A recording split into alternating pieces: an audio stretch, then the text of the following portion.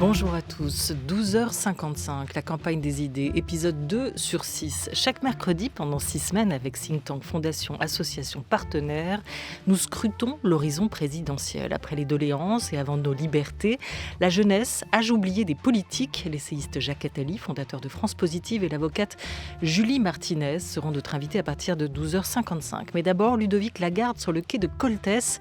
Le metteur en scène vient de monter Quai Ouest du dramaturge Bernard-Marie Coltès. La pièce confronte une communauté de marginaux chamboulés par l'arrivée d'un homme venu là pour mourir. Après le TNB de Rennes, le théâtre de Poitiers, la scène d'Albi, Clermont-Ferrand, le théâtre national de Strasbourg et Arras, la pièce arrive à Nanterre-les-Amandiers où elle se jouera à partir de vendredi jusqu'au 20 février. Bienvenue à Ludovic Lagarde, aujourd'hui autour de notre grande table. France Culture, la grande table, Olivia Gesbert. Et maintenant ? Où ? Par où ? Comment ? Venez, Maurice, le moteur tourne. J'adore cette réplique. Mais Maurice ne vient pas. Il veut se jeter à l'eau. Le voilà avec sa secrétaire et sa belle voiture dans une zone portuaire, un lieu abandonné, en marge des villes et de la société.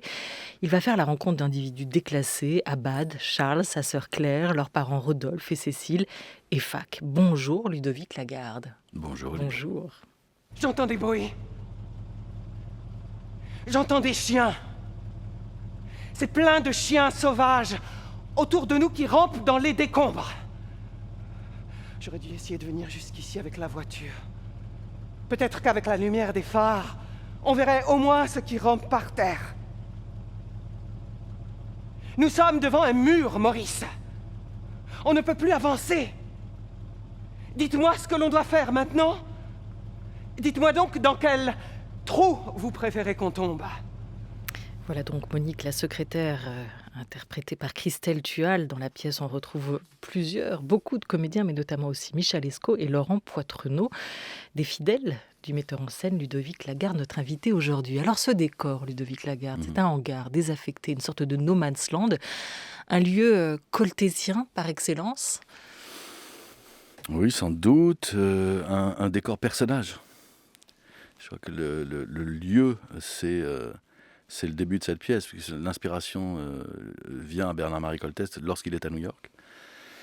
Et il se fait conduire une nuit dans un endroit assez fameux à l'époque, et c'était le Pier 52 sur les quais de l'Hudson, un ancien entrepôt abandonné qui était un endroit de rendez-vous nocturne de la communauté homosexuelle, entre autres, de dealers, de homeless qui se retrouvaient là. De la prostitution aussi, de la drogue probablement, et Coltès est fasciné par ce lieu, et c'est là que lui vient l'idée de la pièce. Du lieu même, qui est à la fois violent et magique, étonnant, érotique, et en même temps des rencontres qui s'y passent. C'est-à-dire que Coltès, je crois, est frappé par le fait que des gens de la haute société new-yorkaise, des gens très riches, viennent y rencontrer des gens dans la misère, pour faire commerce avec eux, et de là vient l'idée de cette pièce. Ce sont des lieux où, par leur apparente, en tout cas nudité, leur dépouillement, tous les rapports sociaux, les enjeux, tout est chamboulé, tout peut être imaginé autrement, il n'y a plus de règles. C'est sans revenir sur... je pensais à Michel Foucault, les hétérotopies, enfin, ce sont des lieux qui à la fois sont des lieux d'utopie, parce que c'est dans cette misère et ce dénuement qu'on rêve et qu'on pense à une vie meilleure et qu'on pense sortir de la misère, et donc voilà, et puis en même temps des lieux effectivement de crise, de conflits, d'opposition terrible, donc c'est les deux. Je pense beaucoup en ce moment, je réalise à quel point c'est une grande pièce en fait, au bout d'un certain temps de travail, pour aujourd'hui, au sens où New York, cette ville-monde, hein, c'est le lieu qui anticipe la mondialisation et où viennent se confronter et se rencontrer sans filtre des personnes qui viennent de tous les mondes. Mais c'est dans son apparente neutralité un lieu qui peut peut-être tout abriter. Et New York, c'est cette ville si cosmopolite et qui aujourd'hui a été frappée par la pandémie, comme beaucoup de villes, une ville blessée, une ville avec ses cicatrices, qui tente aussi de se reconstruire après ces 2 années. J'ai connu ce quartier autrefois, je cherchais un endroit qui me ressemble, dit Maurice, qui vient là, dans ce lieu, chercher quelque chose. Personne ne viendrait ici sans armes, sans raison, dit le premier voyou qu'il rencontre. J'ai ma raison, répond l'homme, Maurice. Laquelle ? Qu'est-ce qu'il vient faire là, Maurice ? Maurice, il vient mourir. Alors après, évidemment, toute la pièce joue sur cette ambiguïté, c'est-à-dire sur l'érotisme de ce lieu aussi. Mais en même temps, il vient mourir. Il est un administrateur de biens qui a perdu tout l'argent qu'on lui avait confié et qui, plutôt que d'aller tout avouer au conseil d'administration, préfère venir mourir sur ce quai-là. Et donc il va essayer de mourir, il va mettre le temps de la pièce à le faire. Et évidemment, il va se passer plein de choses, c'est-à-dire que, comme on l'entendait très bien dans les paroles de Monique au début, il s'agit donc d'une impasse pour cet homme, hein, mais pour ce monde-là. Je pense que ce qui me frappe dans cette pièce, c'est à quel point Maurice est le représentant finalement de ce qu'a été le capitalisme de l'après-guerre, enfin l'ancien capitalisme, l'ancien monde d'une certaine manière, qui vient y mourir là.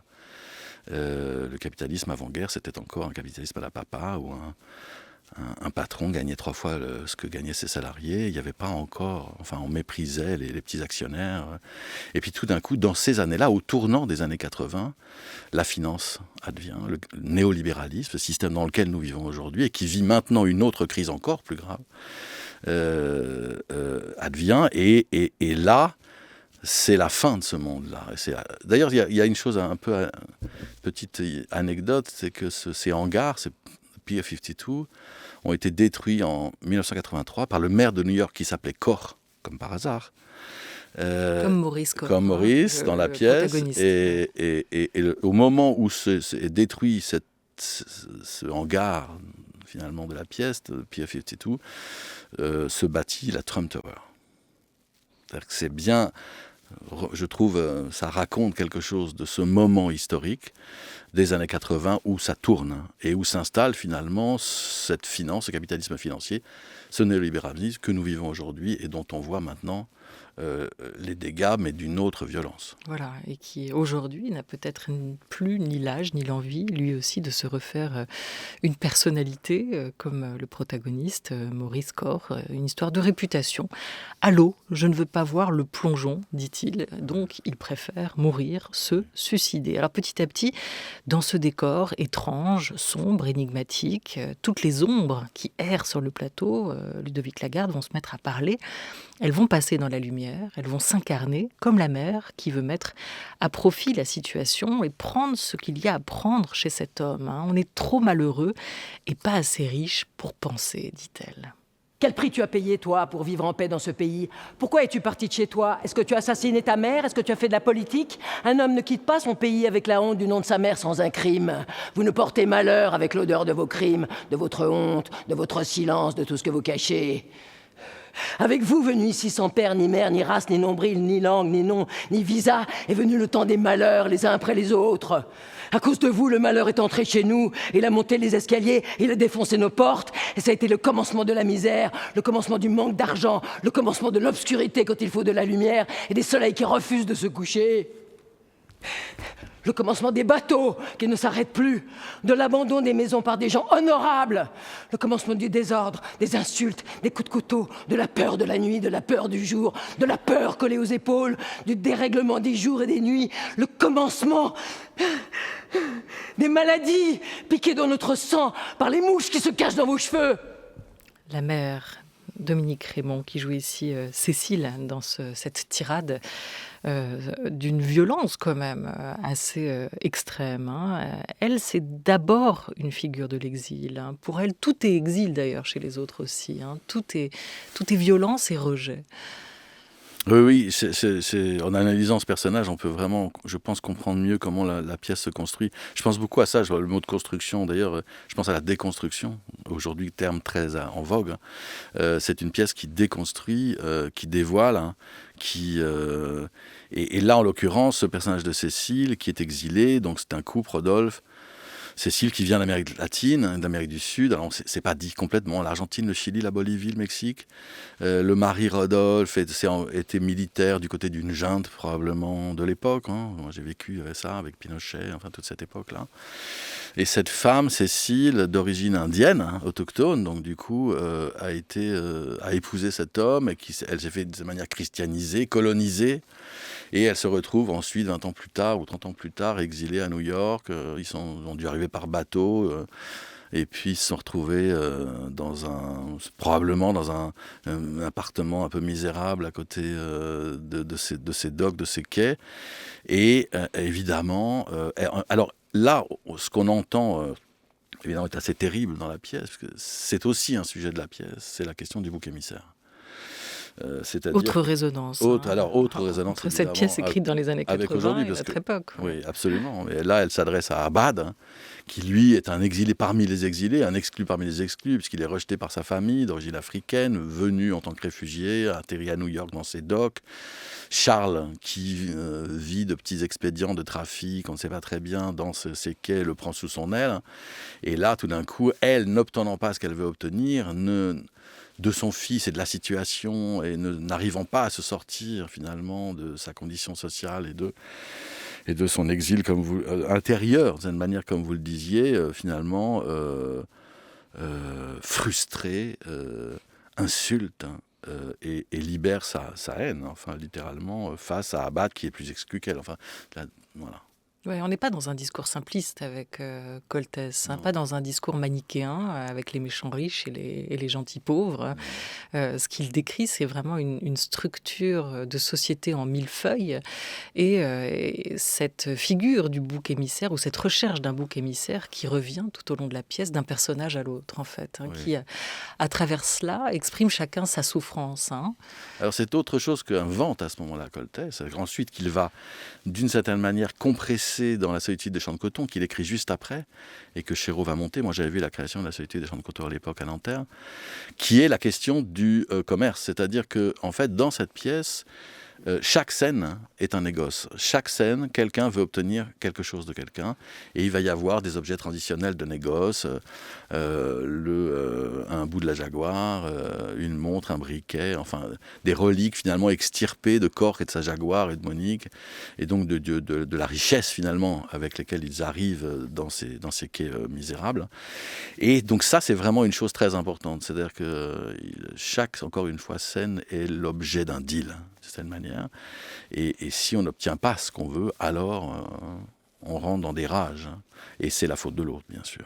Vous avez mis du temps, vous, Ludovic Lagarde, à la monter, cette pièce-là. Hein. Votre envie de monter Key West, elle serait née aussi d'un lieu, d'un dépaysement, puisque la pièce a été créée à Athènes. Qu'est-ce qui avait réveillé en Grèce, là-bas, le Coltès qui sommeillait en vous?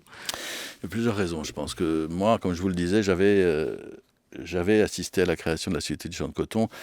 Nanterre, Amandier, Chéreau, Coltès, c'était au moment de mes études théâtrales, c'était devenu évidemment mythique, et ça avait évidemment frappé énormément toute ma génération. Alors peut-être on explique que c'est 2 ans après leur rencontre, au début des années 80, que Chéreau, qui dirige alors le théâtre Nanterre, Amandier, commande cette pièce, ou une pièce à Coltès, qui deviendra Key West, et qu'il va monter en 86 avec un casting d'enfer, hein, Maria Casares, Jean-Marc Thibault, Jean-Paul Roussillon, Catherine Yegel, Isaac de Bancolé, que du beau monde, hein, sur la scène pour cette pièce montée par Chéreau aussi. Hein. Oui. Et donc, moi, quand je commence le théâtre, évidemment, tout ça, il ne faut pas y toucher, quoi. Donc, je n'ai pas touché à Chéreau, à Coltès pendant. Voilà, moi, j'ai eu mon parcours théâtral, j'ai travaillé beaucoup avec Olivier Cadio, dont j'ai monté les textes au théâtre, j'ai fait des tas de choses. Et puis des années après, en fait, c'est justement l'éloignement qui m'a qui m'a donné envie, finalement, de Coltès. D'abord, ça a été à Belgrade, où on m'avait proposé de faire une mise en scène il y a longtemps, et j'avais pensé à cette pièce-là à cause justement de la ville dévastée. C'était après les bombardements américains, c'était après la guerre, à cause de l'impasse, et puis ça s'était pas fait. Et puis ensuite j'ai eu la proposition de faire une mise en scène au Théâtre National d'Athènes. Et là j'ai repensé à cette pièce, une nuit au Pirée, une nuit sans lune, les eaux noires, la crise économique terrible, et puis quelqu'un qui vient me dire pendant la nuit, alors que j'attendais un bateau pour partir sur une île, restez ici, ne faites pas quelques pas par là, parce que là il y a des gens très dangereux, il va vous arriver des choses.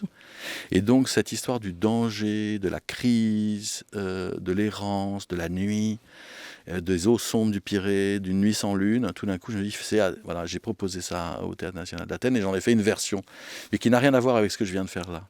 Je pense que c'était une première approche de la pièce, qui était pas dénuée d'intérêt, mais je suis resté un peu trop en surface, je crois, et c'est pour ça que j'ai eu envie d'approfondir le travail, et d'oser, je pense, ça c'est plus intime, ouvrir les pages du cahier de cette grande histoire de Chéreau et de Coltès, parce que je pense que je n'osais pas encore regarder vraiment ce qu'il y avait dans tout ça.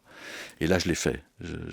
Alors après une tournée qui a commencé il y a quelques mois en France, avec vous, Kay West retrouve la scène où elle est née, cette pièce. Enfin, pas tout à fait, parce que le Théâtre des Amandiers est en travaux. La pièce va se jouer dans un théâtre éphémère à Nanterre.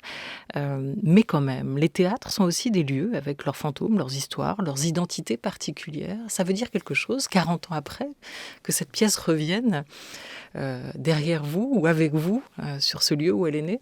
Oui, je crois, ouais. Ça veut dire, je ne sais pas ce que ça veut dire, mais ça veut dire quelque chose, oui. En tout cas, c'est très émouvant. On a joué là au Théâtre National de Strasbourg dans la salle Bernard-Marie Coltès, puisque Coltès y a fait un séjour, je dirais. Enfin, il est passé dans l'école à un moment donné, pas très longtemps, mais il est devenu une figure très importante à Strasbourg. Et là, on est aux Amandiers, donc dans cette salle qui a été bâtie, éphémère, le temps des travaux du théâtre, dans les ateliers de construction qui étaient si importants à l'époque, et dans lequel Chéreau a fait construire beaucoup de décors avec Peduzzi, où il a tourné La Reine Margot, qui est un endroit aussi mythique.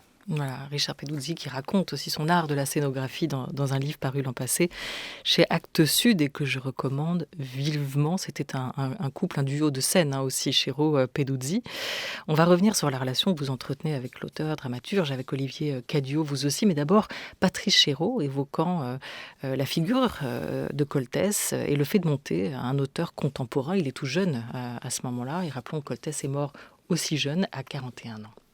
Un metteur en scène trouve sa justification totale à partir du moment où il écrit une pièce qui vient d'être fabriquée, il la monte, il est le médium qui fait passer l'auteur au public. C'est tout. On peut monter 20 fois Tartuffe, on peut monter 15 Marivaux, c'est un autre travail qui n'a aucun rapport. Et moi, je me suis acclimaté petit à petit à cette idée-là. Et j'ai essayé de m'acclimater à son monde, qui, contrairement à ce que les gens ont cru, n'était pas le mien. On avait deux mondes, mais radicalement différents. Ça s'est vu d'ailleurs à un certain moment, à la fin. Qu'il admettait, je veux dire, le sien étant plus fort, le sien étant plus radical que le mien, avec des positions par moments plus tranchées, des positions très très radicales sur tout ce qui était la marginalité, sur tout ce qui était les marginaux, sur tout ce qui était les condamnés, etc., tout ce qu'ils pouvaient dire. En écoutant Patrice Chéreau, on se demande est-ce que Coltès est devenu un classique ou est-ce que pour vous, Ludovic Lagarde, ça reste un auteur contemporain ? Non, justement, je pense que j'ai réalisé qu'il était rentré dans le répertoire. C'est-à-dire que bien sûr qu'il reste un auteur contemporain au sens où il n'y a pas si longtemps que ça, donc il est dans notre monde encore. Mais c'était hier, et c'est devenu du répertoire, oui. Et alors on ne met pas en scène de la même manière un auteur du répertoire que des textes contemporains, des textes qui ont été écrits parfois pour vous, avec vous, et notamment ceux que vous avez montés, d'Olivier Cadiot, Le Colonel des Zouaves, Retour définitif et durable de l'être aimé, Fairy Queen ou autres. Pas tout à fait, non. Effectivement, j'entendais ce que disait Patrice Chéreau à l'instant, et je pense que je comprends très bien ce qu'il dit, c'est-à-dire que quand on crée une œuvre, alors encore plus quand on crée une adaptation d'un roman, ce qui m'arrive souvent avec Cadiot, il faut inventer la forme, il faut inventer les outils qui vont nous permettre de passer l'œuvre à la scène. Et donc, c'est pas un autre travail, mais c'est vrai que c'est assez différent. Quand les pièces ont déjà été créées, qu'elles ont déjà été mises en scène d'une certaine manière, c'est à la fois plus rassurant, parce qu'on... Ça a déjà été fait. Notre responsabilité est moins grande. C'est pas nous qui allons faire en sorte qu'un texte... Parce que, encore une fois, peut-être ça n'existe... Notre métier de metteur en scène n'existait pas il y a un peu plus d'un siècle. Je veux dire, c'est un métier récent. les œuvres étaient montées au théâtre, en tout cas, par les acteurs, par les régisseurs, par les auteurs eux-mêmes. Nous n'existions pas, je dirais. Donc, simplement, je pense qu'il n'y a pas hasard. Il est arrivé avec l'invention de la psychanalyse, mais aussi avec l'arrivée de l'art moderne et donc, du coup, d'œuvres plus complexes, en fait. C'est-à-dire que notre art du passage, de la médiation, il existe aussi fortement parce que les œuvres ont besoin de nous pour être passées à la scène. Mais alors on célèbre Molière, on commémore Mhm. Molière aujourd'hui. Il a, Oui. il a transmis quoi? C'est pas une figure de metteur en scène alors Molière. Non, mais ça se met en scène tout seul, de cette manière. La question de la mise en scène est intégrée au travail lui-même. Et puis c'est un art de la troupe, ça on le voit très bien. On ne peut pas monter Molière si on n'est pas dans cette dimension de la troupe. Alors évidemment, on le monte avec nos regards de metteur en scène aujourd'hui, donc nos grilles d'analyse, nos interprétations, bien sûr. Mais c'est vrai que du coup, une œuvre qui a déjà existé, on l'appréhende différemment. On parlait de la manière aussi dont les lieux sont habités. Vous avez longtemps dirigé la Comédie de Reims. Ce lieu-là, comment vous avez cherché à l'habiter? Waouh! De manière la plus collective possible. C'est-à-dire que moi, j'ai essayé à Reims d'imprimer à cette maison, qui est une grande maison, un grand théâtre, avec beaucoup de gens qui y travaillent, le même esprit j'essaie d'avoir dans une compagnie. C'est-à-dire de faire en sorte que chacun... c'est comme ça que je voulais m'y sentir bien, à la fois, et puis diriger, c'est produire aussi. Donc c'est aussi partager l'outil de production, et c'est confier les clés du théâtre à d'autres artistes que soi-même, et en particulier à des jeunes, ce que j'ai essayé de beaucoup faire à Reims. Ça a été une aventure très forte. On évoquait les échos de cette pièce de Coltès avec aujourd'hui l'ambiance, l'actualité. On est à 70 jours de l'élection présidentielle. Est-ce que vous, le metteur en scène, sans trop surinvestir ce rôle, vous vous sentez quand même une responsabilité en ce moment? Est-ce que vous pensez aussi que le choix de ce Coltès aujourd'hui, la résonance importante qu'il peut trouver avec l'ambiance du moment, n'est pas anodin? C'est clair. Alors d'abord sur des questions de société et de très importants en ce moment, concernant par exemple, on pourrait en parler de la décolonisation. C'est une pièce qui parle beaucoup de ça, de la colonisation et de la décolonisation. On parlait du personnage de Cécile. À la fin de la pièce, elle finit au moment de sa mort par parler en quechua, c'est-à-dire dans son langage indien de ses origines, qu'elle ne connaît même pas elle-même. Donc cette décolonisation du personnage, de cette manière, est très intéressant aujourd'hui, immédiatement, dans les débats qui font rage en France, puisque je pense que toute cette, entre autres, ce jaillissement, enfin cette importance de l'extrême droite en France en ce moment, vient sur un terrain colonial, et de volonté de maintenir finalement cet esprit colonial au moment où justement la décolonisation et la déconstruction de toutes ces dominations interviennent. Donc je pense qu'on est au cœur des enjeux politiques d'aujourd'hui. Avec ce mouvement de décolonisation des esprits lancé par certains. Laurent Poitrenaud, il est Maurice dans la pièce. C'est aussi l'un de vos complices, Ludovic Lagarde, de toujours. C'est avec Olivier Cadiot et vous, un trio qui se porte bien, l'auteur, le metteur en scène et l'acteur. On écoute Laurent Poitrenaud nous parler de l'importance pour lui d'appartenir au théâtre public. Je me revendique comme acteur du théâtre public. Je n'ai absolument rien contre le théâtre privé, c'est une histoire aussi merveilleuse, le théâtre privé. Mais quand je vois qu'en ce moment, on essaie de nous expliquer que tout ça est la même chose, que théâtre public, théâtre privé, finalement, c'est quoi? C'est des spectacles, c'est des acteurs qui jouent dans des spectacles, c'est des metteurs en scène. Je veux dire, oui et non. Oui, c'est des spectacles, mais si on prend le théâtre public, par exemple, moi, je ne suis pas qu'un acteur sur le plateau. Je suis aussi un acteur qui va intervenir dans des lycées pour parler des spectacles, qui fait des ateliers avec des amateurs, qui fait essayer de faire venir par toute forme de travail avec les relations publiques de tous ces théâtres, à faire venir des gens qui ne vont pas au théâtre. Et je veux dire, il y a tout un travail autour des spectacles que ne fait pas le théâtre privé. Je leur reproche pas, c'est pas leur rôle et puis c'est pas leur mission. Parce que moi, le danger que j'entends derrière ça, c'est que si à un moment tout se ressemble, alors pourquoi mettre tant d'argent dans le théâtre public? Puisque le théâtre privé, regardez, ça marche. Faisons que du privé. Mais à ce moment-là, ça veut dire que c'est toutes les missions, c'est des années de décentralisation mis au panier, d'une histoire à laquelle on tourne le dos. Et moi, j'aime bien la transmission, j'aime bien savoir d'où je viens et je suis fier de ça. Voilà, le rôle du théâtre public pour vous aujourd'hui, Ludovic Lagarde. Comme disait Laurent très, très justement, nous sommes au plus près de la population, des jeunes, des phénomènes de transmission. Je veux dire, il est vraiment temps que les politiques, là on est à 70 jours des élections comme vous le disiez, s'adressent à nous et pensent cette merveille de décentralisation culturelle française, issue de la Deuxième Guerre mondiale, et qui est un dispositif mais extraordinaire, hein. À la fois évidemment pour notre art, mais pour les spectateurs, pour le public, pour les jeunes. Combien de lycéens, de collégiens, d'étudiants vont dans nos salles, nous rencontrent, nous travaillons avec eux. Mais vous n'êtes pas frappé par l'absence de discours en Mais ce il n'y a moment sur la aucun culture? discours. C'est pour ça On que a je dis vécu qu'il quand est même, plus que ouais, temps. pour le spectacle vivant, une année quasi silencieuse avec la pandémie. On n'a plus de ministre de la Culture. En tout cas, nous ne l'entendons plus. Et il est temps que vraiment ça se passe. Et je pense que je conseillerais à certains candidats à gauche, en particulier, de s'adresser à nous et de nous compter. Nous sommes aussi des leaders d'opinion. Je n'entends pas beaucoup de mes camarades du métier se prononcer aujourd'hui sur les élections. Je pense qu'il serait temps qu'ils nous parlent. Il y a une chose qui met en colère la sœur dans la pièce de Coltès, Key West, que vous mettez en scène, Ludovic Lagarde. C'est des garçons qui rigolent entre eux. Et vous, qu'est-ce qui vous met en colère? Ça, ce silence et cette sorte de schizophrénie française qui est, c'est vraiment triste. C'est-à-dire qu'on bâtit des choses merveilleuses et on les ignore au plus haut niveau de l'État. Et ça, c'est vraiment scandaleux. Key West, Ludovic Lagarde, Key West, c'est à Nanterre les Amandiers en ce moment. Ça commence vendredi précisément jusqu'au 20 février. Courez-y. Merci beaucoup à vous d'avoir été avec nous. Merci à vous.